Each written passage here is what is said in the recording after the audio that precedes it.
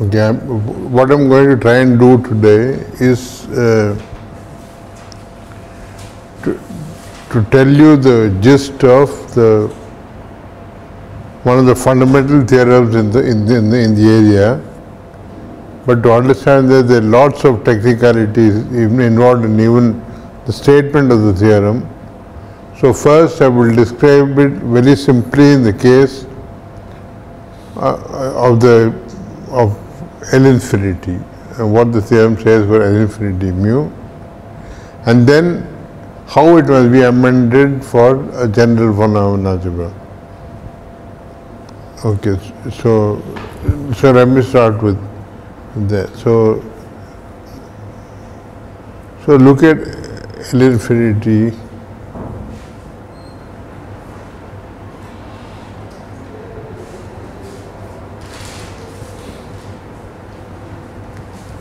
Some set with some sigma algebra and some measure. So this is a von Neumann algebra. It is a C-star algebra. It has it's an abstract von Neumann algebra. It's a C-star algebra which admits the pre-dual L1, and so that in fact the sigma weakly continuous functions on this come by integration against functions in L1.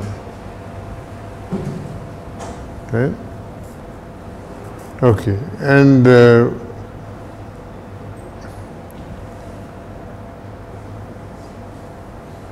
so let me use the proposition or a theorem that I mentioned, a fact that I convinced you of last time, namely that if you have any von Neumann algebra which can act on separable Hilbert space, that it has a separable pre-dual, then there exists a faithful normal state on that von Neumann algebra. Right? So what do faithful normal states on this algebra look like? What does a normal state on this look like? Normal means it's a positive linear functional which is sigma weakly continuous. What does the sigma weakly continuous functional on this look like? That is those functions which come from the pre-dual. Right? So if phi is a faithful normal state on L infinity, what should it look like?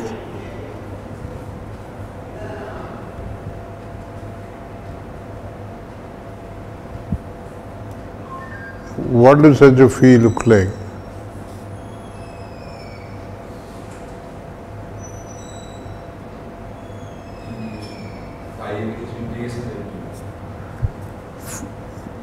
Then phi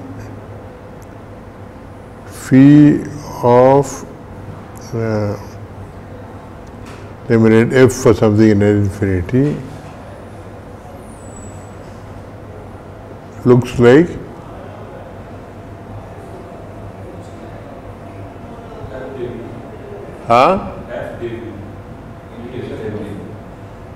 d is this mu. That's only one function. And I take any possible faithful normal state, what does it look like?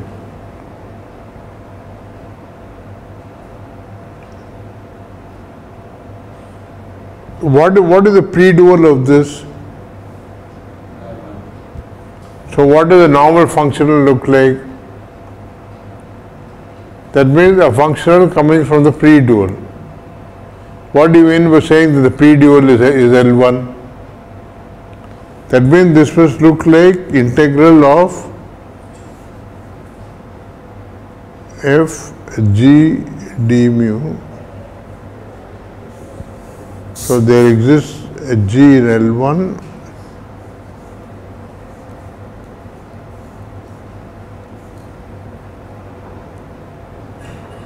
That is what it means to say that phi is a sigma weakly continuous functional.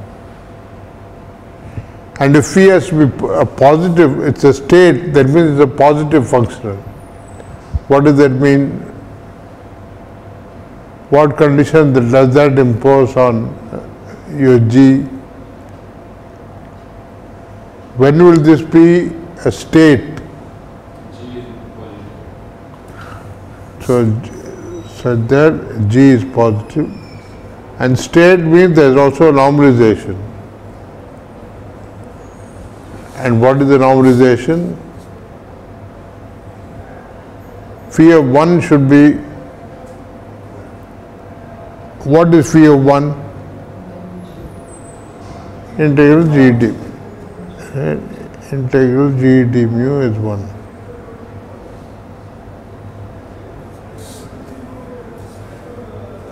Or in other words, if you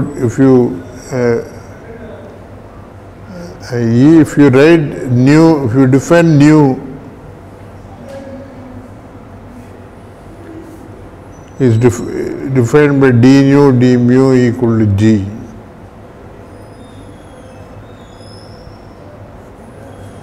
If you look at the measure with G as the density, then so another way of saying is there exists nu which is absolutely continuous with respect to mu. This is what it means to say that nu is normal.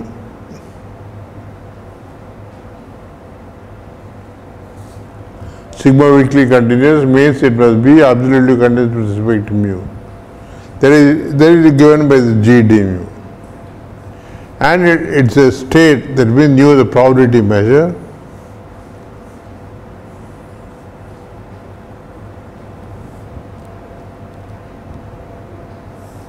Such that phi looks like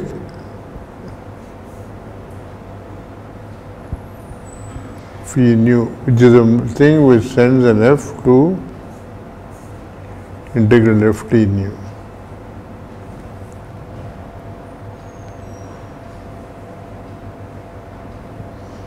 Okay, so this is what a normal faithful, what does it mean to say that nu is, this phi is faithful? What condition does that apply on G?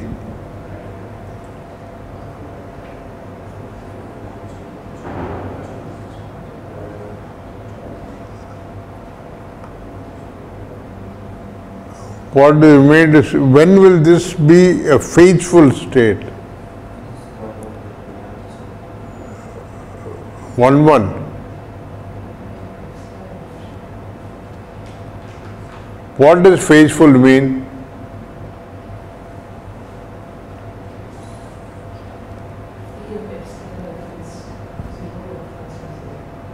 Here x star x means what? That means of any positive function.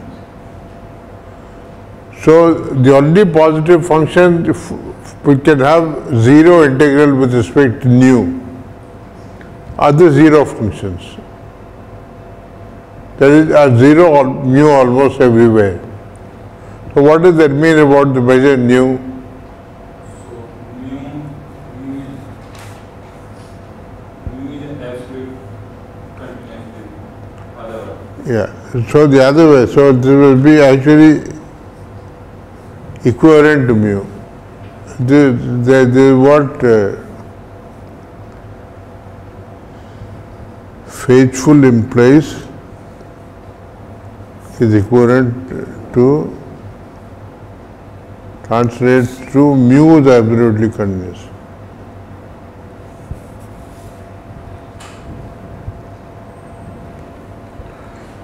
For example, it sends, if it sends an indicator to 0, that indicator must be the zero function in the infinity mu. That means nu equals 0 implies mu equals 0. Okay, so all this is just to identify what the faithful normal states are. Fine.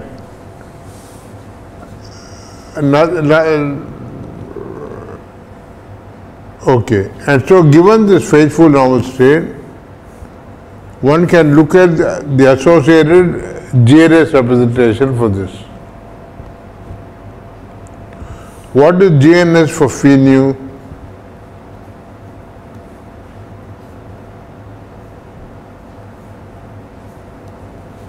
What is the Hilbert space? What is the representation? And what is the cyclic vector?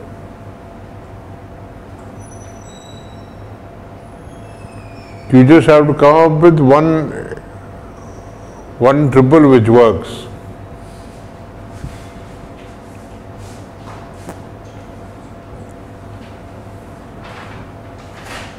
What is an obvious Hilbert space that is L2 of?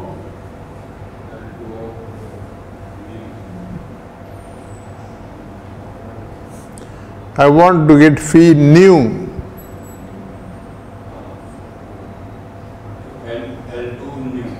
L2 mu. Then what is the cyclic vector? Into mu. Huh? Into mu. The associated Hilbert space. What is the cyclic vector? What is the representation? Phi F goes to phi F. L infinity. What is the representation? L infinity to beta of L2. L of L2. Function is defined by F goes to phi sub L. What is phi sub f? Integration. Every f in L infinity must act as an operator on the L2 mu.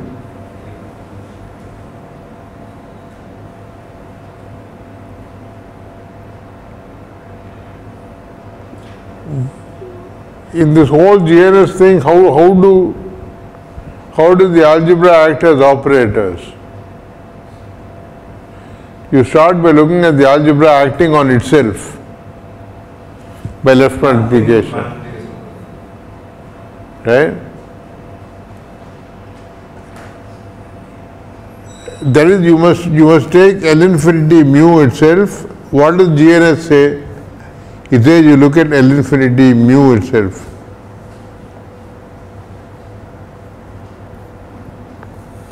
And consider the functional with sense Fg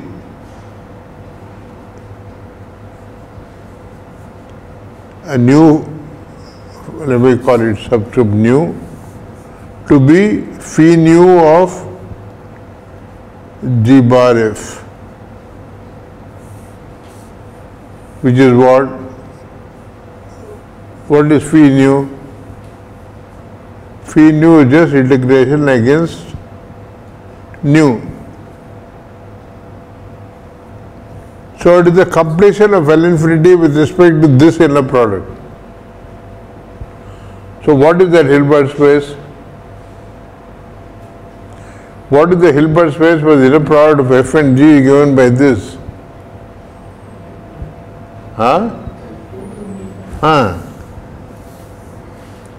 So GNS is given by H equal to L2 nu, and the representation, the multiplication representation, and the cyclic vector is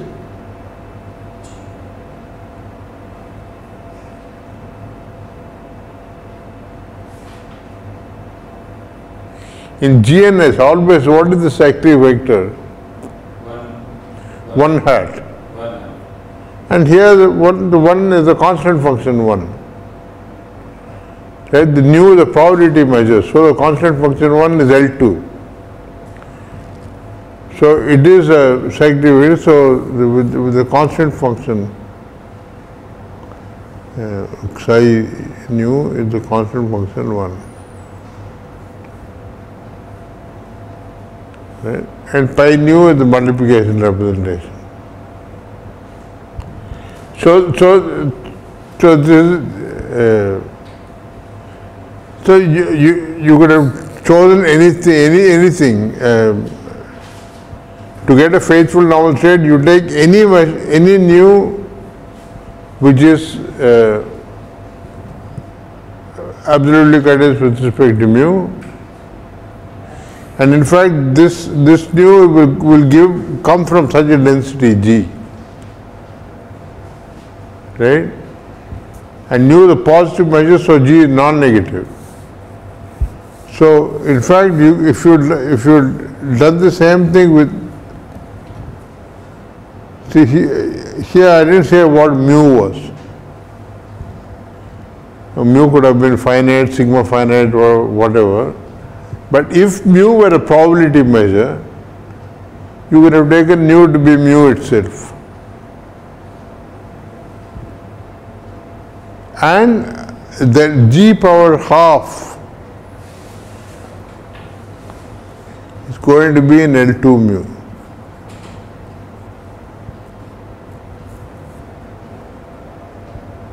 Right? That means if you look at, so what I'm saying is, you look at the representation, if we call this representation pi nu. Pi nu is multiplication representation on L2 nu. Multiplication on L2 nu. So if you look at pi mu itself, see, that is the natural thing to take if you gave this thing with the measure mu. But this L infinity doesn't pick out the measure mu uniquely, it only picks out the measure class. So anyway, if you're given a probability measure mu, then there is a natural representation pi mu, which is as multiplications. And what they say that any nu is going to look like phi nu of f equal to, in fact, pi mu f g to the half, g to the half.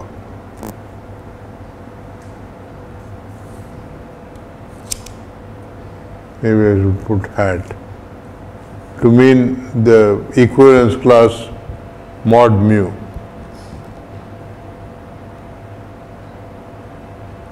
So what I'm saying is that in fact every positive faithful normal state on this thing is obtained by such a thing one calls the vector state.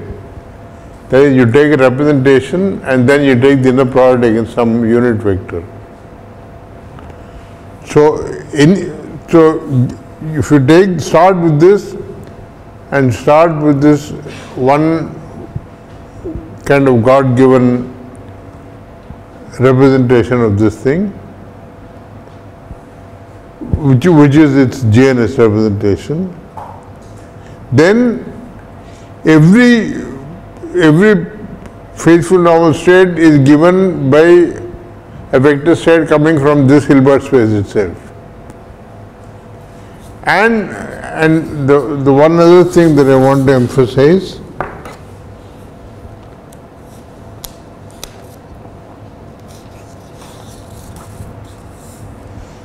so I want to look at, so pi mu is the multiplication representation of L infinity mu to B of L2 mu.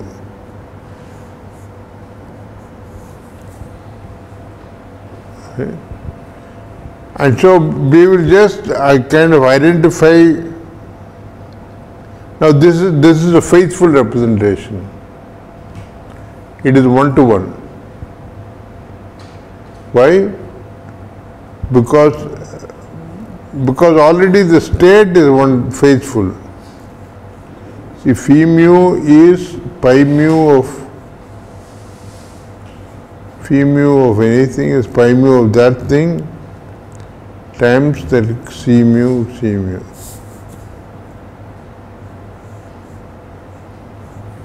The state is already faithful. Meaning if f is positive, then phi mu f is 0 will already imply f is 0. So if pi mu f is 0, then you can take pi mu of f star f. That will show you that pi mu f psi must be 0. And that will show you that f star f must be, mod f squared is 0 almost everywhere. So f is 0. So the representation is certainly faithful if this state is faithful. Okay. So now I want to, so because it's faithful, I can think of L infinity, I can think of this as actually being a subset of this. So given an f in L infinity mu,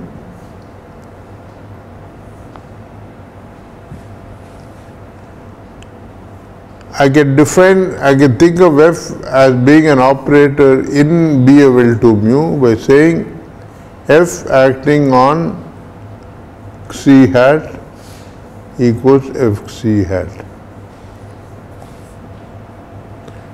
where xc hat is the mu equivalence class of an L2 function psi. So it is just a multiplication representation. Right? You identify elements of the algebra with the associated multiplication operators in the GNS space. So this is what L infinity looks like. Now what is L infinity mu commutant?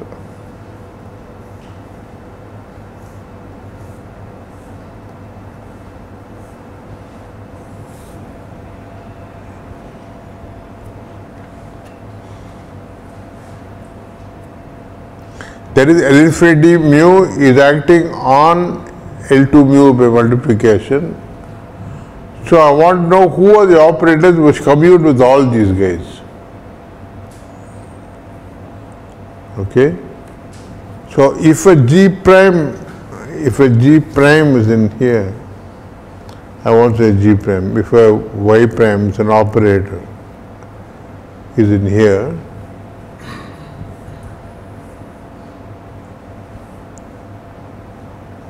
then it will see the point is that this representation of L infinity has a cyclic vector, right? And so if I see things like x hat, which are x acting on one hat, things like this are dense in L2. That is what it means to say that one hat is cyclic. Right? In order to know what such a Y prime is, it is enough to know what Y prime does on an X hat.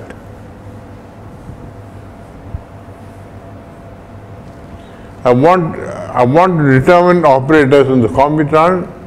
It is enough to know how they act on a dense subspace. What is this? Just Y prime X acting on one hat.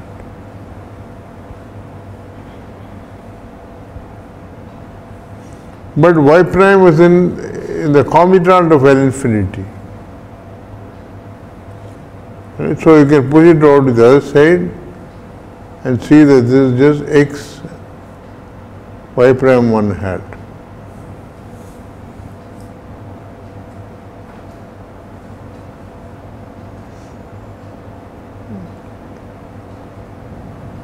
So in other words, I am saying Y prime is completely determined by what it does to one hat.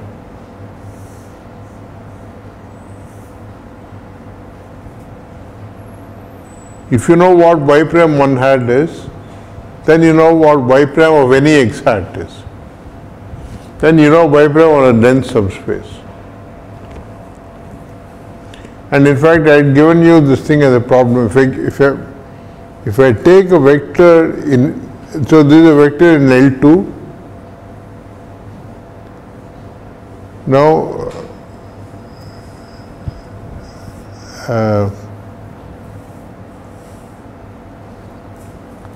If you recall, I had asked you to prove this exercise. If you had a C in L2, or let me call it eta in L2,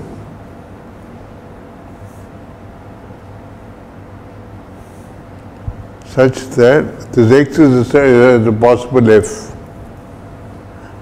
F eta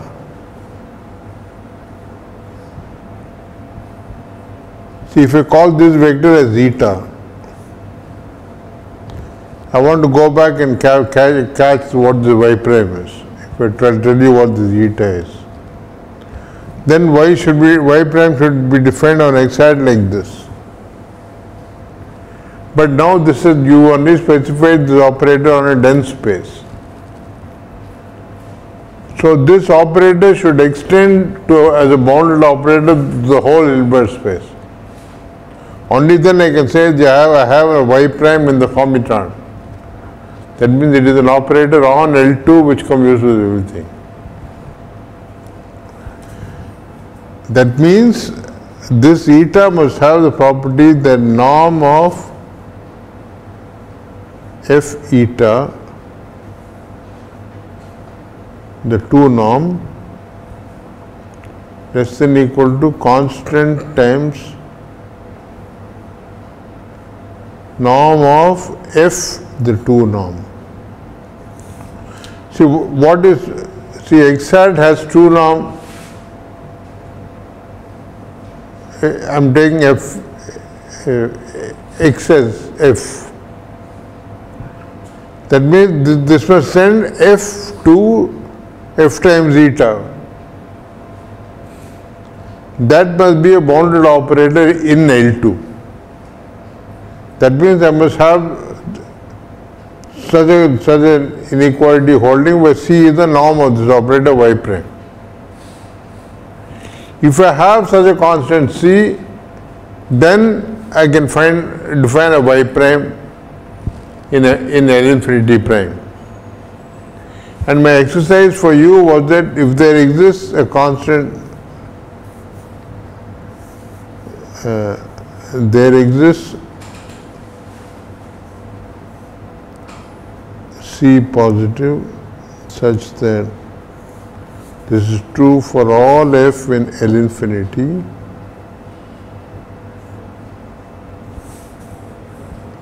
if and only if. Do you remember what the answer was?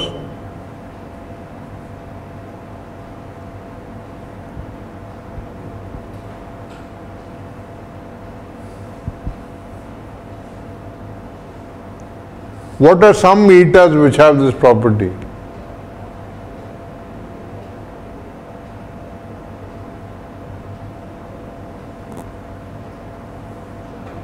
This is continuous. Huh? L1. L1.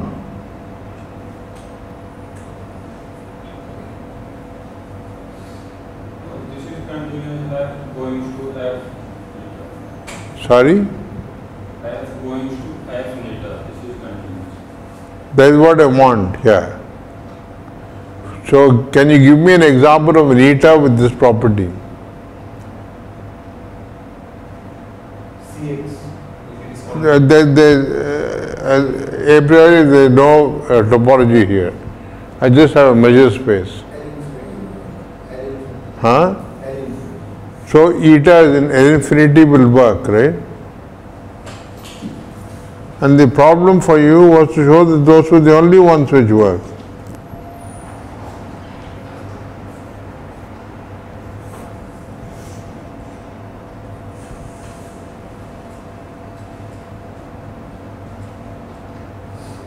That means, i.e., y prime in L infinity prime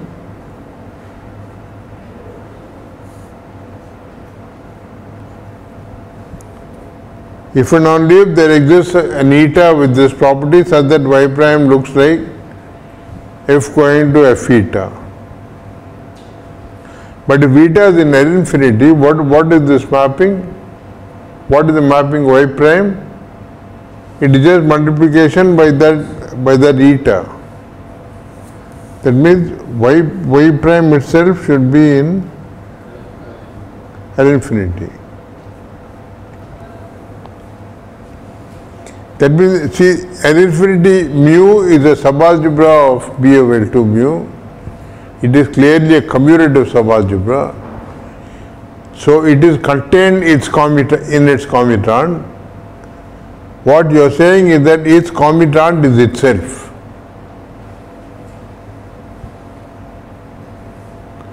The commutant of L infinity is itself.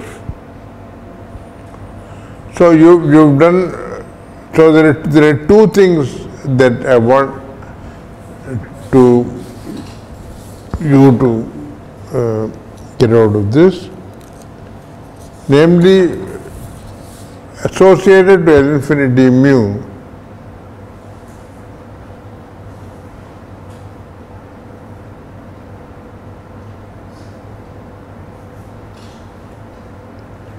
we associate one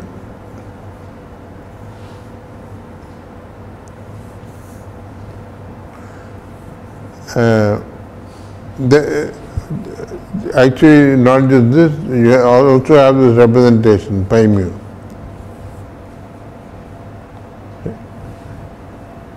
And in fact, it's not just any representation. Pi mu is the representation multiplication, so that representation is normal. It will respect the sigma weak continuity here. If Fi increases to F, then pi mu x Fi will increase to pi mu x F for every positive x. Right? What does that mean?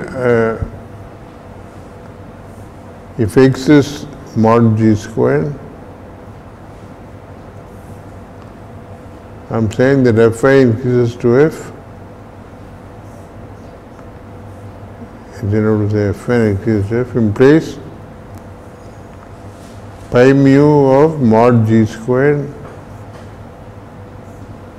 Fn increases to pi mu mod g squared F. But this is just monotone convergence theorem. You are integrating something against something in some space and things are positive. You have a sequence of positive functions which increase to something. Then in the limit, the integrals converge to the corresponding thing.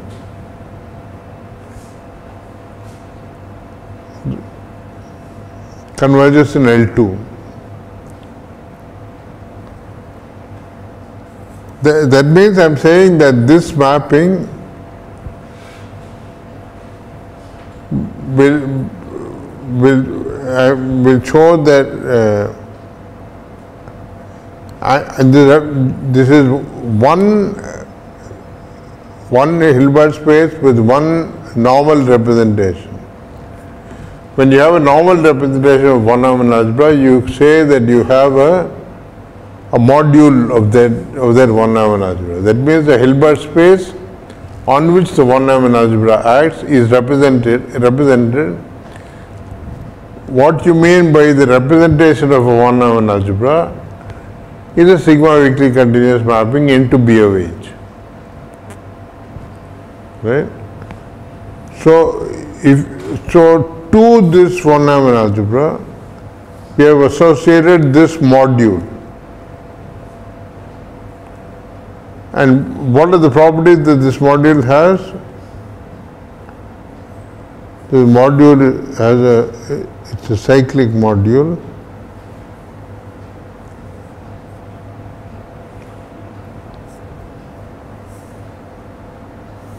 This module. And in a sense,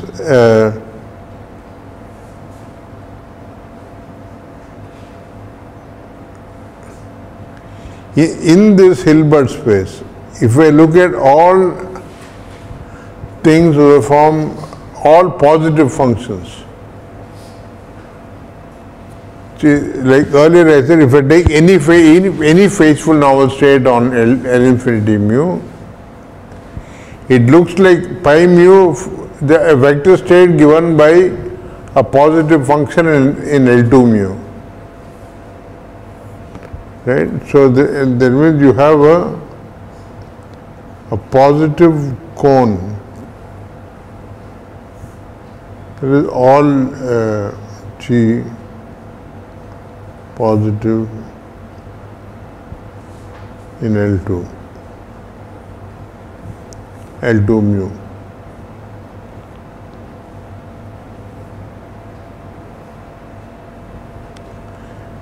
Such that every positive phaseful normal state is given by a vector state given by some vector in this cone.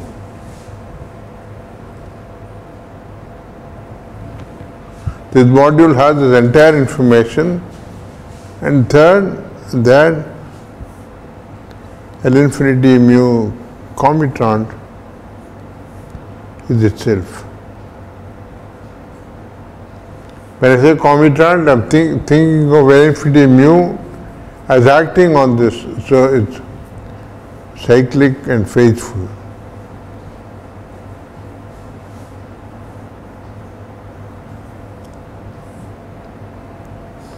So I am identifying L infinity mu with operators on this Hilbert space, and I am saying its commutant turns out to be itself.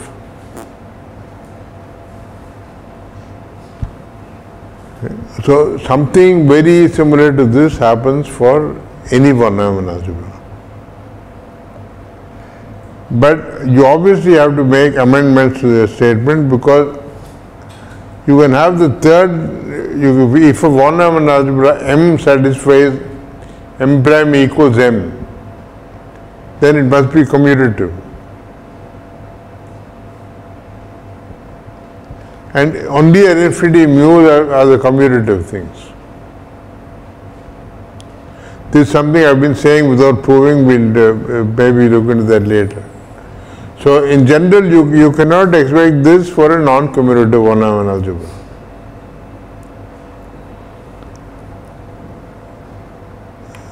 Okay, so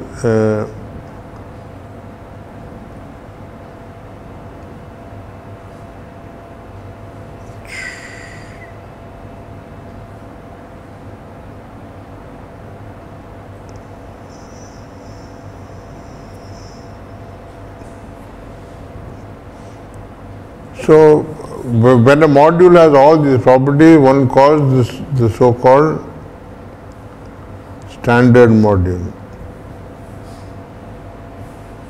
You say this von Neumann algebra is in standard form, and this von Neumann algebra acting on this Hilbert space is in standard form if it has all these properties.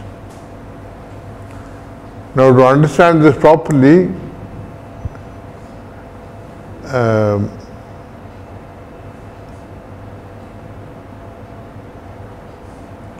okay, so let me try to start with at the level of generality that we even started before, but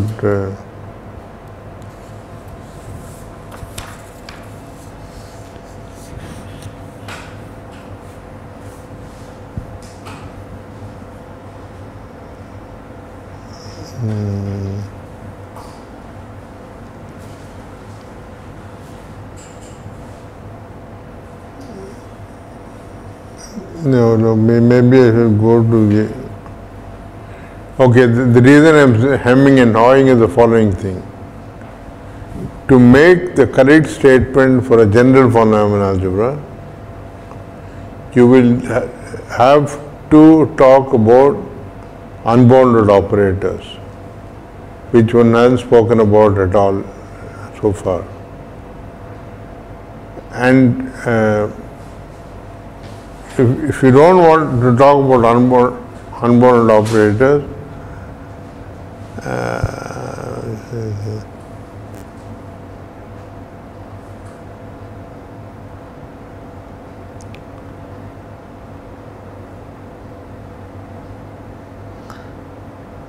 so no, so let me say a few words about unbounded operators.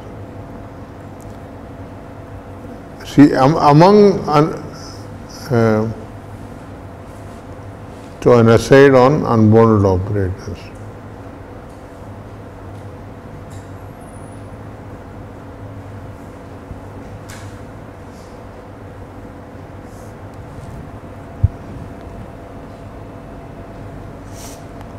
So,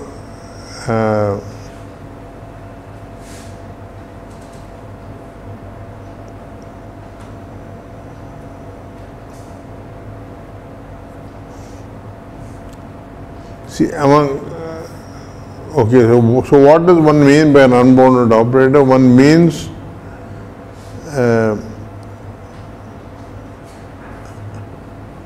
see, for example, if we look at in L2 mu, or let's say L2 of the real line, we are talking about the L2 of the real line.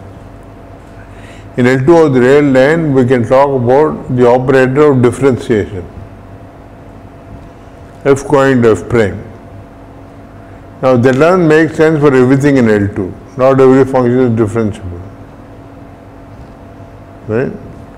But when viewed properly, you can't look at this operator. So this operator, so you will want to look at operators defined on some domain.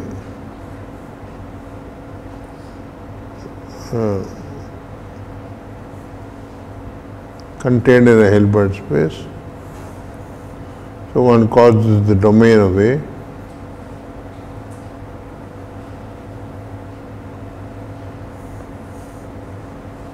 Into H. If you talk about operators on H, or you can even have different Hilbert spaces, H to K. So there's just a linear mapping defined on some linear subspace. But if you want to do analysis, you can't just have linearity. You must have something more to get a handle on the thing. So the next best thing to A being bounded is A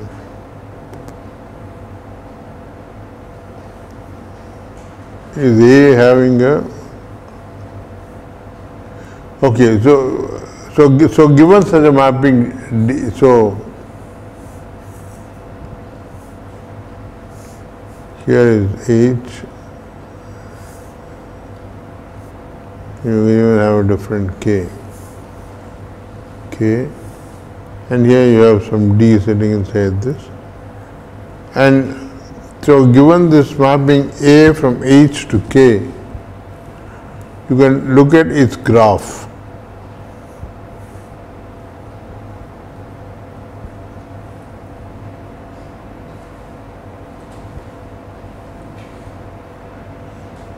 So what would you mean by the graph of A? If you given a function from the real line to the real line, the function is defined on an appropriate domain. The graph is all those points of the form x comma f of x, where x and x is in the domain of that thing. So you can think of this as exactly all things of the form xi a xi in the domain of A.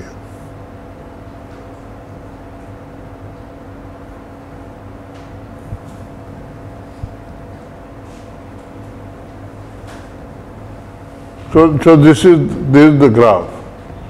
But now when you have, since these are Hilbert spaces H and K, so this is contained in H cross K. H cross K is some, there is no nice vector space structure on a product of two, Cartesian product of two vector spaces. The nice vector space structure you can give is coordinate wise, right? Or you can think of this as, you can identify this with H direct sum k.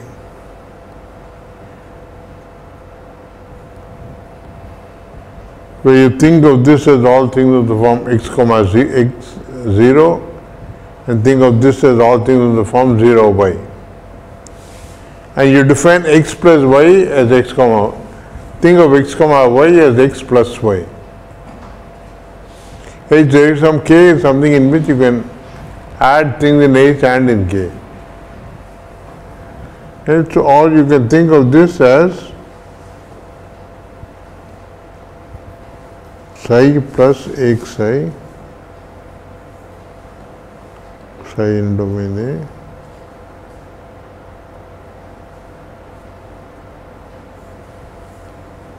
sitting inside this space, sitting inside this big Hilbert space. Okay. Now, see, well, A itself may have been nasty, meaning it may not have been a bounded operator. The good unbounded operators are the ones for which the graph is closed. That means this is a closed subspace of H direct sub k. A closed H direct sub k is a Hilbert space.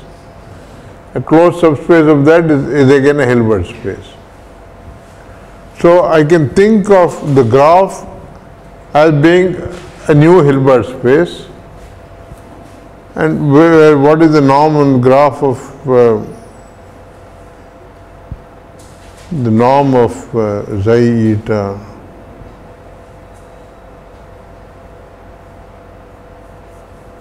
in the graph of A, or in H direct sum k itself, is norm xi squared with norm eta squared square root, right? That is how the norm is defined in the direct sum of Hilbert spaces.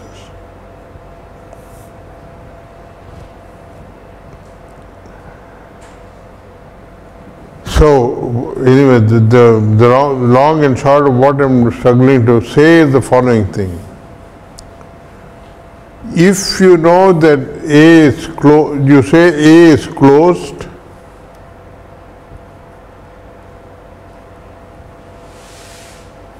if graph of A is closed.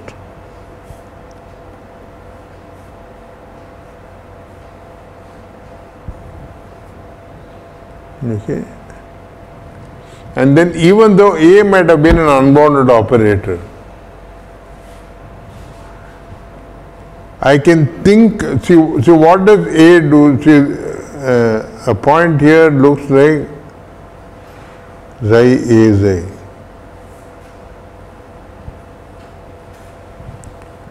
So in fact, if I look at the projection onto the y coordinate, I get exactly A xi.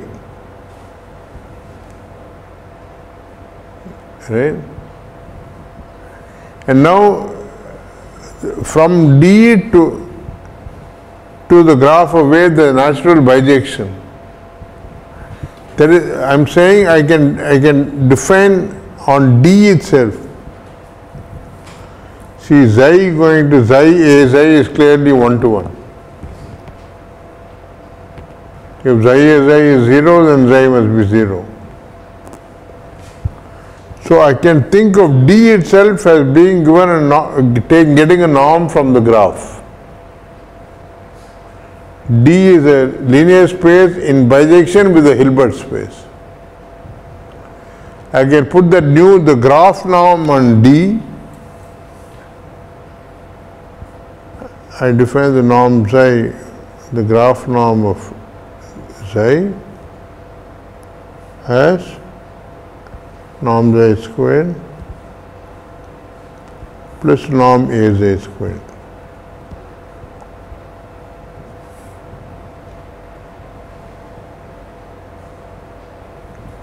that is for all xi and domain of A.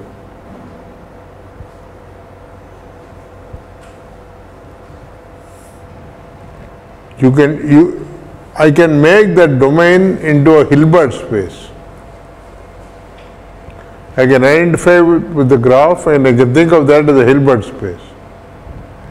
And I can think of A as a bounded operator from that Hilbert space into K.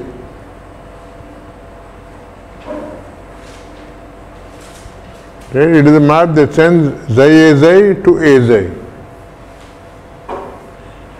In fact, this mapping is a contraction. It's a norm less than or equal to 1. Because the norm A xi is certainly less than or equal to this thing, square root. Norm A xi squared is less than or equal to this whole thing. So, I can view this. So, what I am trying to say is that if you know that A is closed, in a sense, closed operators can be thought of as, in fact, not just bounded operators, but operators of norm less than or equal to 1 from an appropriate Hilbert space into the domain, into the range space. So, closed unbounded operators, if they are closed, can still be expected to have some nice properties. Okay, so what does all this have to say with?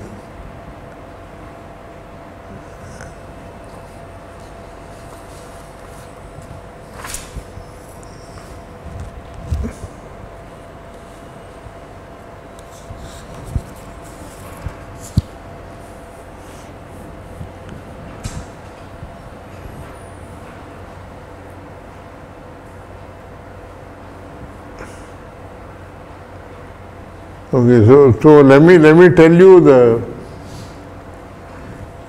so today if it gets a little too hairy, and bear with me, I'll get back to looking at simpler cases of the general theorem that I'm talking about today afterwards, which are a little more palatable. Okay. So let us go back to, we were talking about weights. That is like Lebesgue, like L2 of R, and the standard module for L infinity of R will be L2 of R. But there is no cyclic vector there. But there are lots of cyclic vectors actually. Anything which is strictly positive almost everywhere will be a cyclic vector for L infinity acting on L2 mu. So anyway, so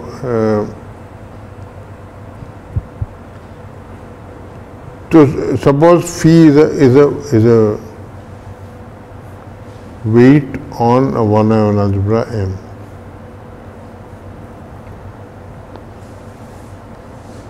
Or by weight, let me say state only. Faithful normal state. That is what we've been talking about so far. And one-ion algebras which can act on separable Hilbert space have faithful normal states on them. Take some faithful normal state of that and then look at the associated GNS construction for that. And then, so earlier I was calling that some H phi and pi phi and psi phi and so on.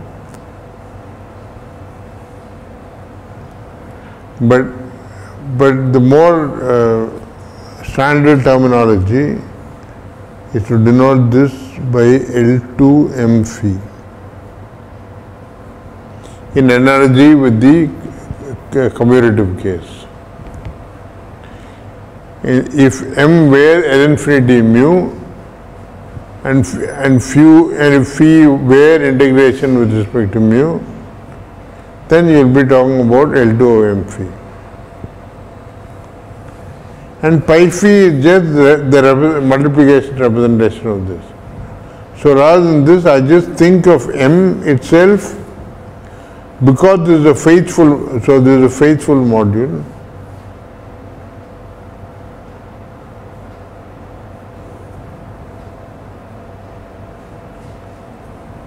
And I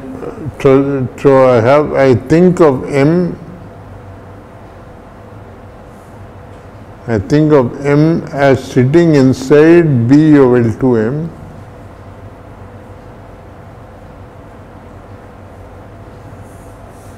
by the rule, take an X in M. In L2 of M phi there is a distinguished dense subspace. Then all those Y hats, Y in M.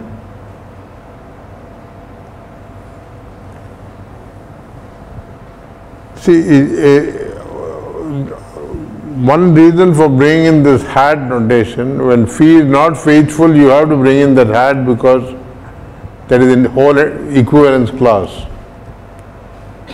Even if phi were faithful, it is like looking at L infinity mu, take L infinity of 0, 1. Think of this as L infinity of 0, 1 with the Lebesgue measure.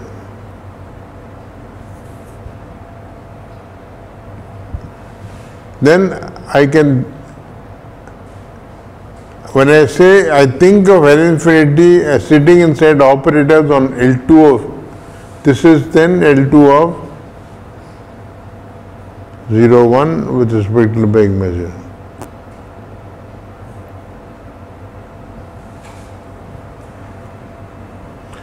So when I write the notation, I am taking an X in L infinity.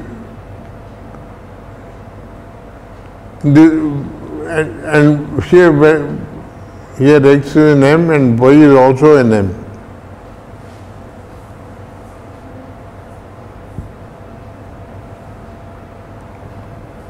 But you are thinking of this X as an operator on this Hilbert space by left multiplication. But you are thinking of the Y hat as a vector in this thing. The same L infinity function can be thought of as an operator on the Hilbert space or an element of the Hilbert space.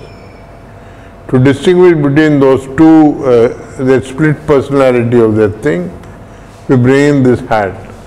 Hat is to think of that thing as a vector, and the unhatted thing is the operator.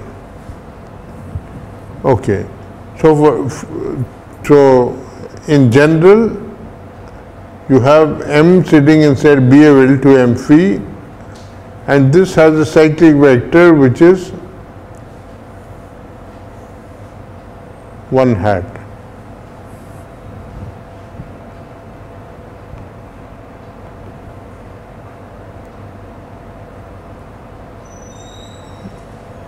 Because by definition L2 M phi is the completion of M with respect to this inner product coming from this phi.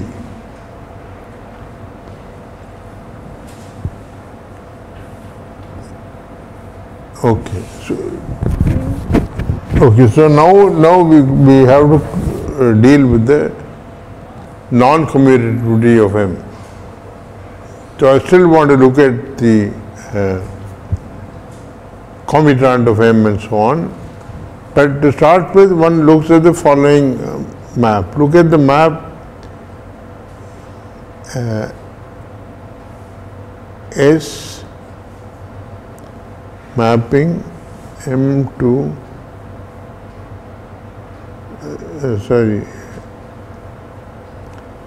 let me call it M hat. By M hat I mean M sitting inside L2 M phi itself. I am defining a mapping on this. I am defining a mapping on a dense subspace of Hilbert space into itself. What is that? That is defined by x s of x hat is x star hat. There is, I think of the operator of taking adjoint, that is something that happens in the von Neumann algebra. But I want to look at that at the Hilbert space level. I want to see what does this operator do.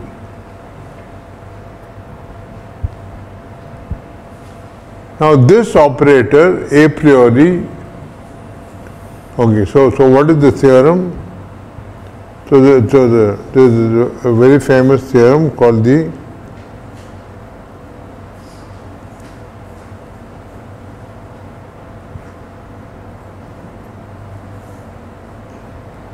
Tomita-Takesaki theorem.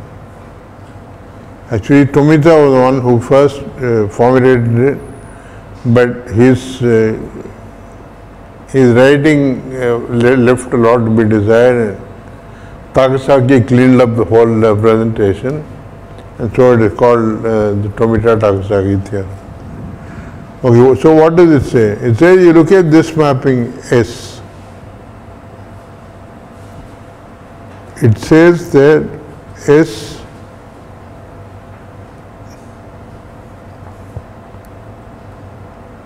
is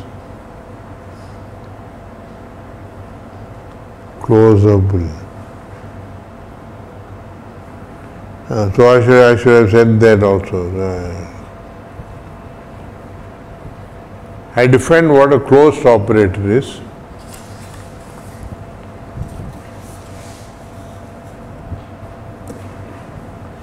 You say some P is closable if graph B may not be closed to start with. You take the closure of graph B, so then that is by definition a closed subspace of the direct sum. You want this to be the graph of some thing that you will call B bar, for some B bar.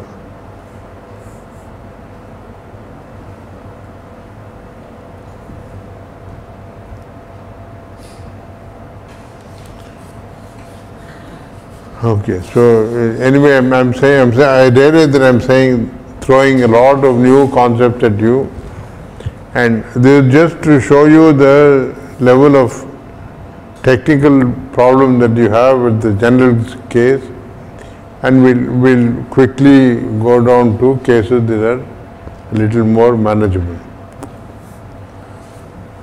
See, first this S is, look at this mapping S, it is not even a linear mapping. This M hat is a dense subspace of L to M.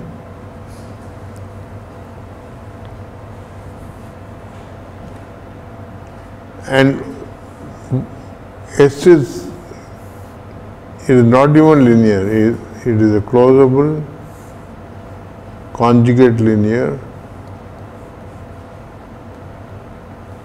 operator.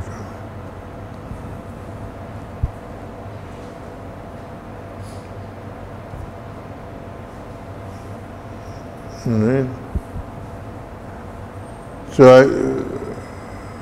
actually, so maybe I should call this S0. S0 is this closable operator, or sometimes one calls it pre-closed operator. That means it has a closure. And we write S bar, S for S0 bar.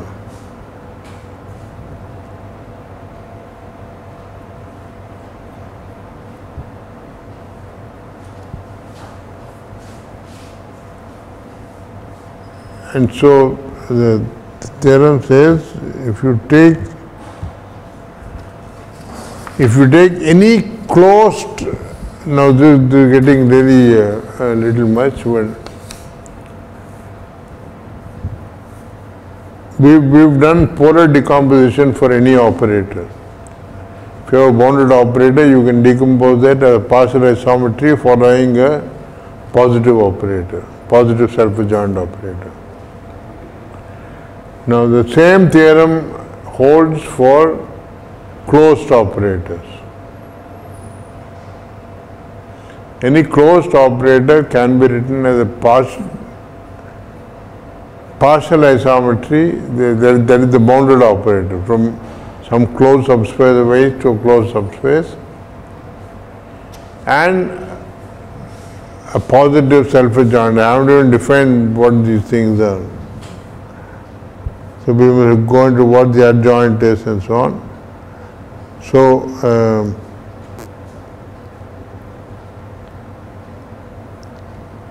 anyway, so let me just write it down. And if S has polar decomposition,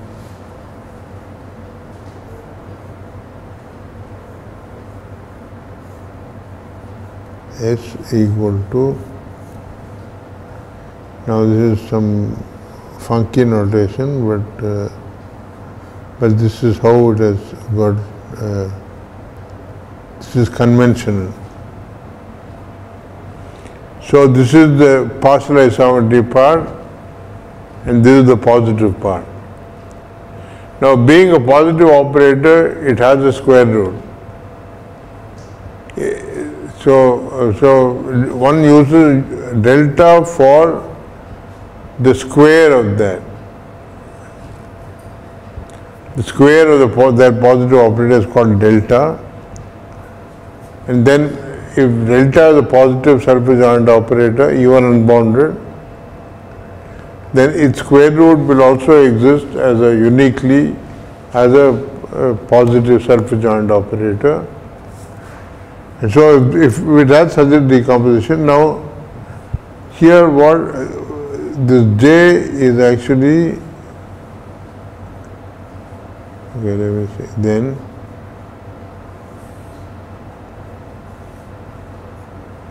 see S is conjugate linear. When I say self-adjoint and all that is restricted to the theory of linear operators. So the delta to the half is going to be a linear operator in H.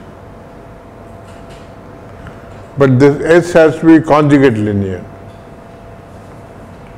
So the only way you can get a conjugate linear here thing is that J will be conjugate linear.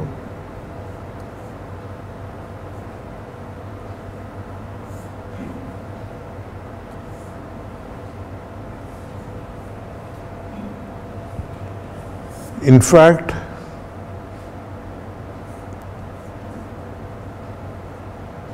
it is what is referred to as anti-unitary. That means it is like a unitary operator except it is conjugate linear. That is norm J is equal norm J for all J. It is norm preserving and it is onto.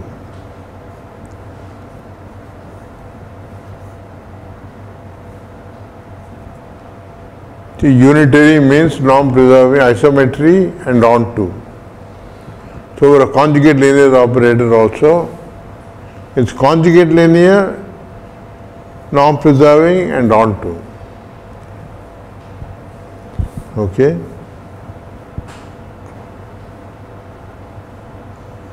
Two.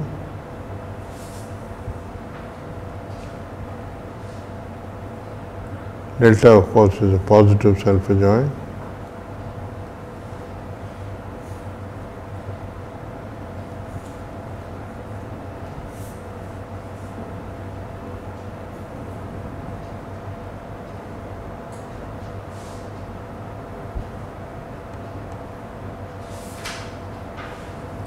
Actually, J squared is the identity.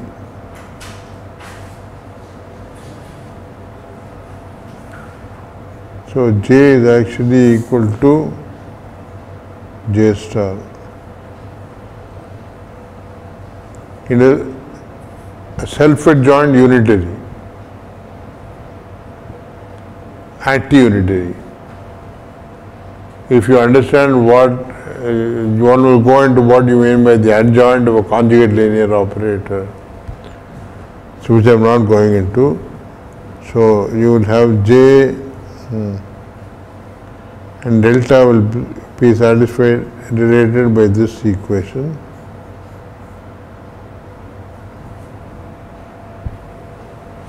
There is a kind of unitary conjugation of delta by J will send delta to its inverse,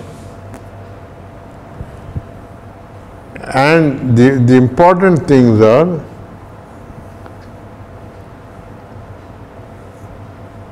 J, M, J. This J is this anti-unitary operator on L2 of M. M is also acting as operator on L2M. So if I conjugate the entire algebra M by this anti-unitary, then what I get will be exactly M prime. In the case of L infinity, I said that this is actually M is equal to, actually in the case of L infinity, if you see all this, what is S naught?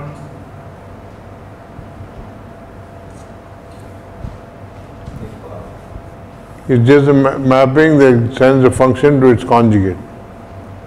That is S naught. So that is closable, and so that's in fact continuous, and in fact that extends that it extends the mapping F going to F bar on all of L2, which is conjugate linear, norm preserving, and on to like this J, that is this J, and in this case S is already J. So in the case of L infinity, delta will be identity.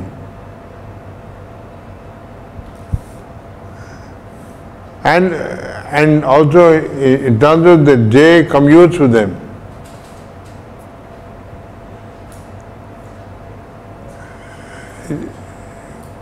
J, the thing which conjugates. J, M, J is the set of all J times multiplication by phi times J, which is, if you work it out, is all multiplication by phi bar, which is the same as multiplication by all phis. So JMJ will be equal, JMJ will be equal to M in the commutative case, and that will be M prime. So this is what we already saw, and finally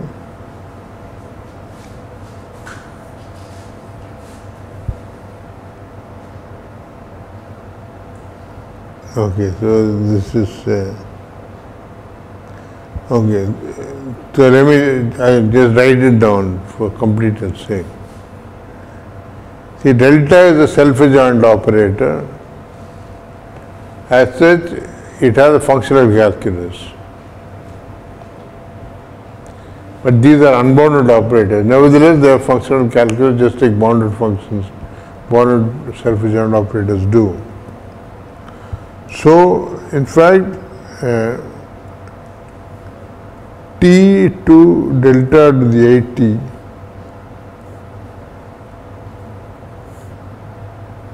is a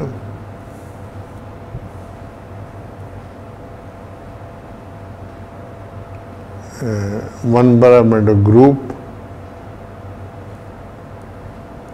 one parameter unitary group of unitary operators.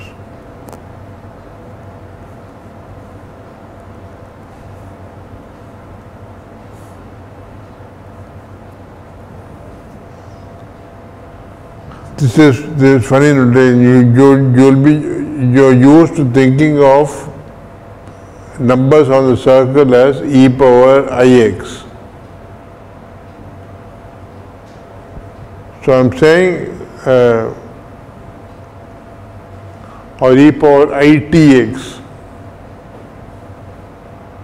I talk instead of lambda power it. Well, lambda is e power x. E power x whole power it is e power itx. But e power x is always positive. So anyway, the important thing is that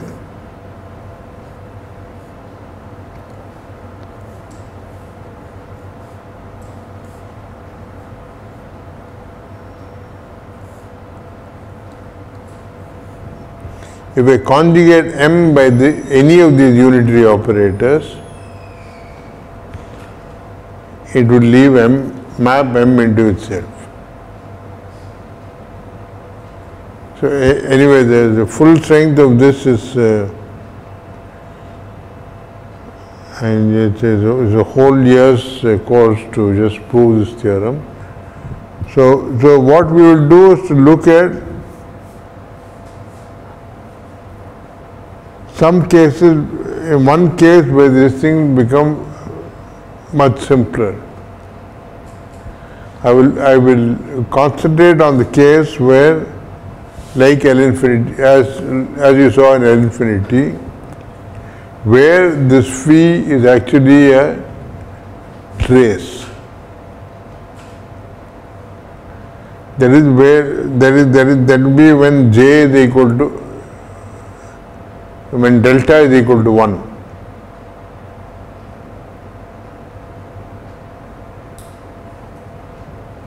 Okay, I think there's already been a little too much one day. So I should also say that this is,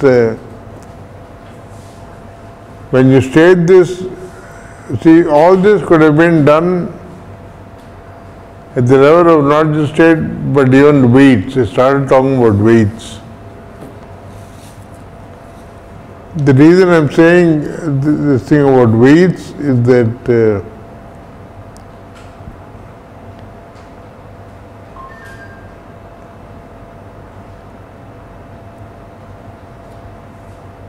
in 11 or give you more and more general things that are beyond what you've been